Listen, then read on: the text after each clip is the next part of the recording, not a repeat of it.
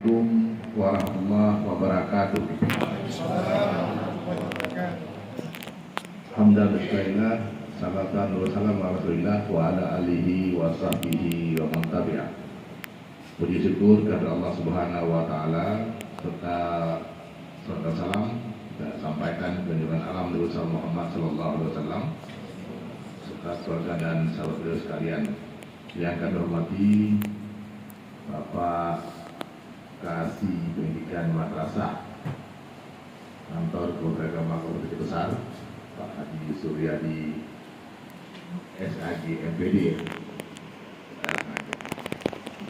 Yang kami hormati ada Ketua Forum KDU Provinsi Aceh Bapak Khairul ada semua kita, dan dihormati ada Pak Kepala Madrasah Sanawiyah 7 Pak Rijal, Abu Rijal, Bapak Ayapanang, Pak Karim, Kepala Mandua, ada Kepala Ensen 1,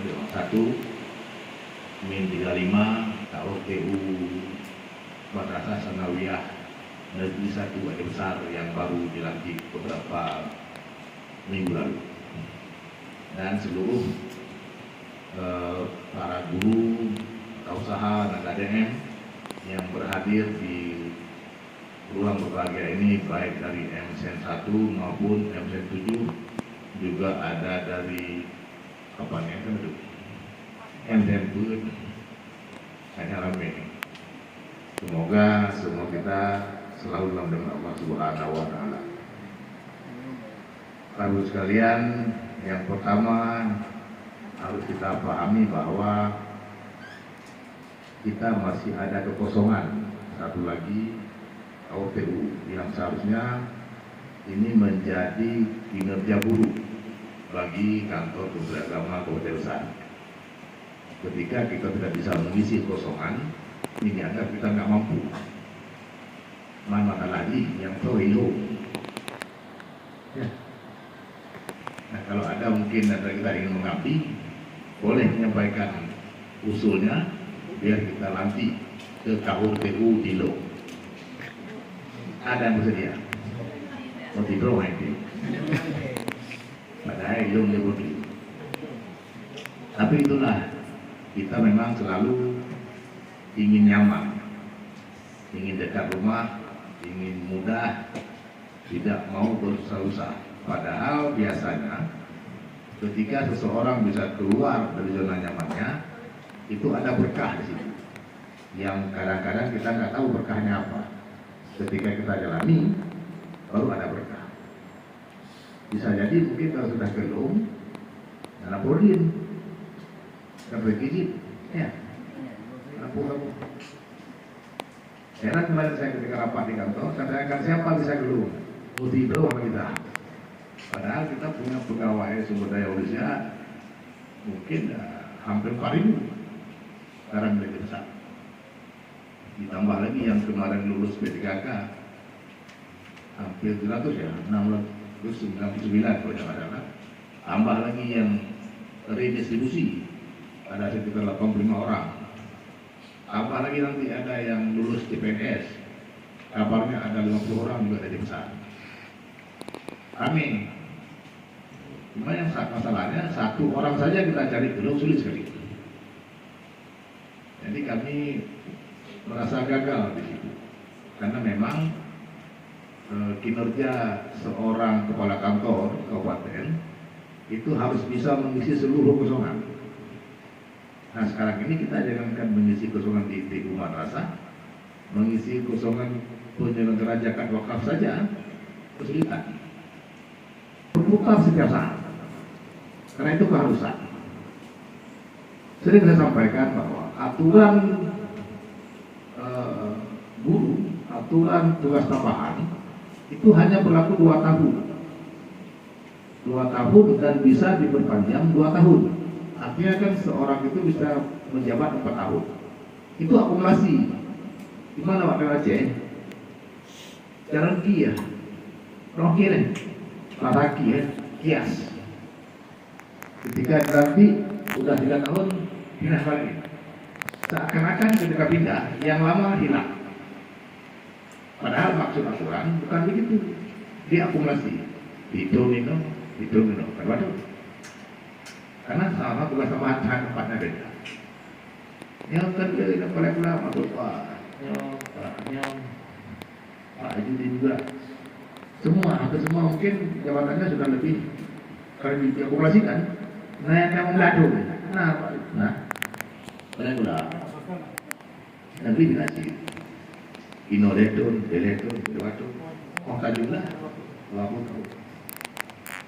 Kalau itu yang kita lakukan sampai kiamat pun tidak semua guru ini dapat merasakan menjalankan tugas tambahan. Padahal maunya itu setiap 2 tahun dikembalikan ke guru untuk belajar lagi mengajar 2 tahun baru bisa diangkat kembali. Ataupun gurunya hebat sekali, punya prestasi nasional, ditambah 2 tahun, bisa 4 tahun.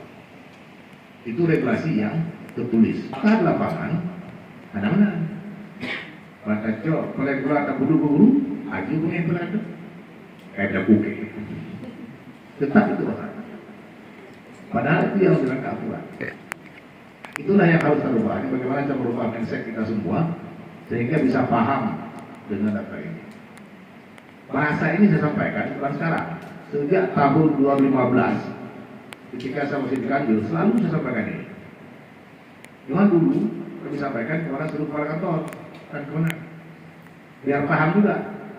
Oh ada pula kantor sudah ada dikit punya ini ya. Saya pikir tak segitunya. Ternyata setelah saya tugaskan di Singkil, ditugaskan di Jemsat, betul ya beliau. Yang dapat beras juga guru pengen. Lupa bahwa kepala sekolah itu melawan rasa bukan jabatan. Coba cari sekali itu. Guru media dan guru tugas tambahan kepala kelas. Jadi bukan struktural. Coba cari sekali lagi. Ya, artinya kan 2 tahun. Jadi menganggap itu seakan sudah menjadi struktural. Struktural pun dibatasi. Cuman tidak struktural, tidak tahu kembali kemana. Ada tugas pertamanya begitu. 4 tahun pindah, lebihnya temuan. Ketika izin turun, dia sudah melampaui masa jabatan. Itu ada izin. Cuma pakai yang ada dulu, yang punya ada dia ada kan. Semuanya ke sana dikirim. Dulu pernah Pak Salihin disingkir 7 tahun. Dia belum semua. Karena harus pindah-pindah aturan dok, dipindah begitu. Lebih belum diketahui ya, dia Cina. Ngatur-ngatur Pak Salihin kan. Jadi itulah harus sekalian. Yang penting kita ingin seperti yang disampaikan tadi Pak Kasih bahwa PNS itu tugasnya menjalankan regulasi, bukan menciptakan regulasi. Kita ini bukan regulator, kita ini eksekutor. Apa yang boleh di aturan itu kita jalankan. Untuk merubah paradigma ini agak sulit memang, karena yang kita atur manusia punya perasaan, punya hati, punya otak, punya kursi mana mungkin agak kita ada punya kan. Ketika orang kita gerak-gerakan, potensinya apa? Bagi orang-orang yang imannya kuat, orang-orang yang paham dengan aturan, sama-sama. Bagi orang-orang yang merasa ini dianggap penzoliman, seakan-akan kawapur ya, perlu pakai ya dengan lu. Aku baru buka hanya kali dulu. Bukan labor jauh belum. Mana yang ada 7, baru dah buka. Dia buka di luar, jadi. Waktu kemudian, ya saya ini. Tidak masalah. Yang jauh didekatkan, yang dekat dijauhkan sementara. Waktu kemudian kembali lagi. Sampai kontinuitas begitu, insya Allah semua akan paham. Kita bertujuan pelan-pelan gitu. Dan kita upayakan setiap pengangkatan beberapa madrasah yang baru, yang promosi, nanti kita upayakan ke tempat-tempat yang memang jauh, yang memang kalau bisa ada putra di situ. Dengan bu, mutiyo, kami kawan dong, di lengah lagi bu Ima. Bagaimana aja begini, lebih aman kan? Kalau kita berdua aja kan kita pakai kita itu. Jadi diperhatikan dengan baik, tugaskan beliau sesuai fungsinya. Fungsi PU itu ada aturan baca apa tugasnya, tugaskan itu. Tidak boleh banyak intervensi, karena ada kalanya kepala merasa dia kepala, ditegur dulu, akhirnya perusahaan banyak, nggak bisa gitu. Aturan kita aturan, atasan kita atasan, itu harus diingat. Di kantor kita atasan, di luar kita kawan. Itu harus pahami. Makanya dulu pegang, di luar dia kawin Pak, kawin awal. Itu pertama saya sampaikan ketika saya pernah buktikan. Ini kan tuh, aku juga ini, banyak tuh. Di luar Jawa ada lagi, lebih aman. Kenapa? Lebih dekat, lebih familiar. Karena biasanya ketika dekat bisa mengungkapkan semua. Apa masalahnya bisa disampaikan. Ketika sedang, berupa juga orang lemah. Apu ada buli, dulu tadi kalau ini ada buli. Kan, kenapa? Karena ada pegawai kita tidak mau mengikuti aturan yang sudah ditetapkan, diundang ke upacara tahliil. Padahal itu yang undang bukan nyawa, yang undang kepala kantor atas nama Menteri Agama sesuai perintah sekjen, ada suratnya. Nah, dasar itu memang kita undang untuk diingatkan kembali bahwa itu salah. Mungkin di sini nasi. Nah, belum jadi yang satu ada juga. Nah, ini saya harapkan ke depannya tidak lagi berulang, karena seluruh yang kantor kerjakan, seluruh yang kantor undang itu pasti atas dasar aturan. Karena kami, Pak Suryadi, Pak Khalid, semua di kantor sudah sepakat. Kita tidak berbuat di luar aturan yang ada, tidak berbuat di luar ada larangan-larangan yang tidak dibolehkan. Tapi ketika diundang untuk ikut sesuatu, itu pasti ada sampai. Kalau ibu mau tahu, saya akan buka nanti. Ada surat edaran sekjen yang mengharuskan seluruh ASN Menteri Agama, apakah dia PNS, P3K, honor, selama dia bekerja di Menteri Agama, itu punya kewajiban untuk ikut upacara ada waktu. Yang kan belum tuntutan. Tapi ketika kita undang ke hadir, ya sudah sepantasnya dan kewajiban bagi kami untuk mengundang kembali, menyampaikan hal itu. Mungkin ada yang nggak paham, mungkin ada yang nggak sampai dakwahnya, maka kita dakwahkan ulang. Dan semoga dengan tadi itu kedepannya sudah berubah.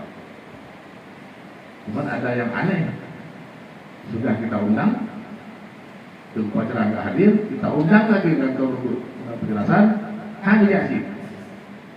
Menempuh apa ini menurut kau kandung. Tiga itu ada undang, ajak lewatnya, datang kita ke Makassar atau ke Kawa untuk kita sampaikan bahwa ini salah. Sekaligus kita buat surat. Berapa? Surat tidak. Surat teguran. Karena itu ada aturannya. Dan hati-hati, itu sekali. Dan itu akan terbaca sampai kemudian. Bagi P3K diputuskan perkara. Nah, ini hati-hati. Jadi jangan menganggap P3K itu bukan PNS, anak-anak itu. Tidak bisa gitu. Selama kita bekerja di agama, mengambil gaji di situ, kita punya kewajiban yang sama. Saya, Pak Sur, Pak Sur. Tapi ketika berulang-ulang kita ingatkan juga masih tidak mau dengar, otomatis suratnya akan muncul dan surat itu akan sampai ke pusat lewat sistem, bukan kita kirim. Sekarang zaman kecanggih, kebetulan upload, nempel di situ baca, mengupload bisa. Nah tugas ijen itu, ijen yang kirim kali berarti. Ini surat teguran pertama sama siapa saja, tapi banyak seluruh Indonesia ini. Muncul nama kita di situ, akan satu. Lihat dulu kan produk gaji. Desember kalau P3K sudah dihentikan. Jangan sampai seperti Maluku Utara. Maluku Utara itu ada kelulusan P3K yang kemarin diusulkan dibatalkan kelulusan. Ada 16 orang. Apa kita perlu begitu? Saya aneh. Kalau katakan loh. Kenapa? Karena ada hal-hal yang dikerjakan oleh lembaga dia di kantor Kementerian Agama tidak diindahkan. Akhirnya para kapolda mungkin berikan diusulkan pembatalan kelulusan. Akhirnya sudah lulus, tidak lulus, maka pecah. Tapi ya di besar, insya Allah belum situ. Kita usahakan jangan. Kita sudah berusaha payah untuk membantu lulus semuanya, tapi kita batalkan kan kembali. Tapi kalau memang ada yang sangat bandel sekali, gimana program? Dipaksa apa yang lapor sih ya? Tahu suci, setelah dibatalkan ya, sama begini. Di semua harapan kami tidak ada begitu besar. Jangan sampai kita sampai batal lulus hanya gara-gara kita bebal, kita keras kepala. Makanya tadi saya sampaikan di aula Pelhut, kita ini sebagai PNS beragama janganlah menjadi penjajah. Maksud penjajah di sini menjadi pemeras. Kita hanya bisa memeras saja kepada agama, tidak bisa membesarkannya. Sama kayak orang tanam pohon, buat potong tiram ranting. Kan itu kejadiannya. Tugas kita kan bukan hanya metik, juga membesarkan. Suatu saat kalau lembaga ini hancur karena kita agak bagus jaganya, mandum gitu. Semua akan kembali ke nol. Makanya semua kita punya tanggung jawab untuk menjaga eksistensi agama halal hilang. Iya. Sekarang agama dibelah tiga. Tiba-tiba ketika dilantik presiden langsung dibuat badan BPH, badan penyelenggara haji. Satu dirjen doa. Dulu sudah pernah. Ketika masa dulu. Itu pengaruh dari semua orang. Aparatur yang bekerja di dunia agama karena nggak konsisten menjaga itu. Ini kan kasihan. Ngedonya nggak bawa. Ada haji hilang pada halal. Dua-dua sudah doa. Kita doakan, jadi ada. Jangan-jangan teman hilang lagi. Hilang lagi mas. Bisa jadi. Kalau saya nggak bisa. Sekarang kan yang menikah di kawan cuma orang Islam. Yang menikah Kristen di mana? Di badan statistik. Jangan-jangan besok-besoknya semua juga yang ke sana. Penting yang mana? Apa? Iya. Makanya hati-hati. Orang-orang yang lain yang non-muslim mungkin menginginkan hilang dari agama secara perlahan. Kita nggak sadar ini disusupi pelan-pelan. Kita lengah, kita tidak membesarkan lembaga ini, akhirnya ujung-ujung kita pun ada beroja dipindahkan ke relasi mana-mana. Kacau ujung kan? Ini kita sadari kan? Ini perlu kan bukan? Makanya bukan mustahil.